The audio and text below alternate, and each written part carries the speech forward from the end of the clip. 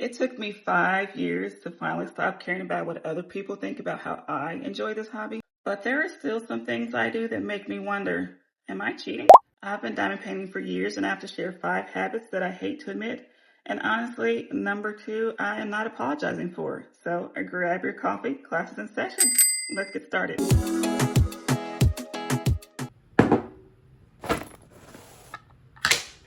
Sometimes I will disappear from diamond painting for weeks or even months.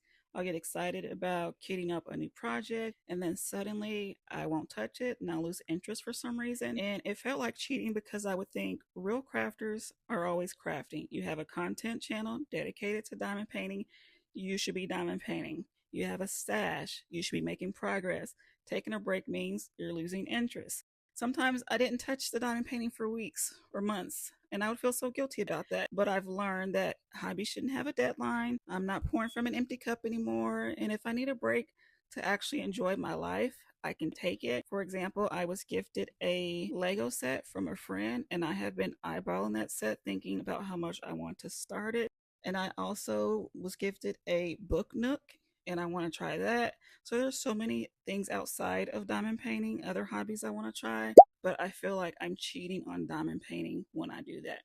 But now I have come to realize that the hobby is supposed to add joy to your life and not become another obligation. And you don't stop being a crafter because you take a break. You're allowed to have some seasons where other things take priority. The second habit that I have to admit to is that as a longtime diamond painter, I still use rulers. And I do kind of feel like using a diamond painting ruler is cheating just because I have been diamond painting for so long. And so I sometimes feel guilty about using a diamond painting ruler. It's like, you've been doing this for so long. Why do you need a ruler? Your line should be straight. So whether it's a square drill canvas or a round drill canvas, I have both types of rulers and I use both depending on which canvas I'm doing. But I had this rule in my head. Real diamond painters don't use rulers, or let's say longtime diamond painters don't use rulers. And so there's always been this pressure to prove my skill and my technique when it comes to placing drills. Yes, I use a ruler. I have one for my square drills, for my round drills, and it feels like a total hack actually, because the only way I get those straight lines that satisfy my brain and scratch that itch is if I use a ruler. So is using a ruler cheating? Because the purpose of diamond painting is not to pass a test and see how straight your drills can be without a ruler. If a ruler is helping me feel calm and organized and enjoy my process, then it's not cheating. It is a tool. I really hate admitting to this one and saying this out loud because I know better. But the third habit that I hate to admit to is the FOMO trap, the fear of missing out. I still get caught up in the excitement of new releases, and it feels like cheating because I already have enough diamond painting kits in my stash and I should be working on the kits that are in my stash. And why am I buying another diamond painting kit? But I just get swept up into the excitement.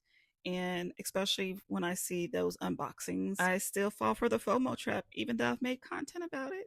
But like I mentioned in my last video, I'm learning to audit my energy and just stop and ask myself, do I actually have the time to complete this diamond painting kit, or do I just want it for the thrill of adding it to my cart? There is a difference between buying something because it genuinely brings me joy and then buying something because I'm afraid I'll miss out. Moving on to habit number 4.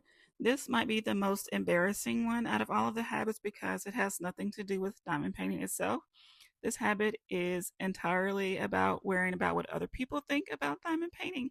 So I've had people ask me, like, what do you like to do for fun? What hobbies do you have? And sometimes, okay, can I be honest? Is this a safe place?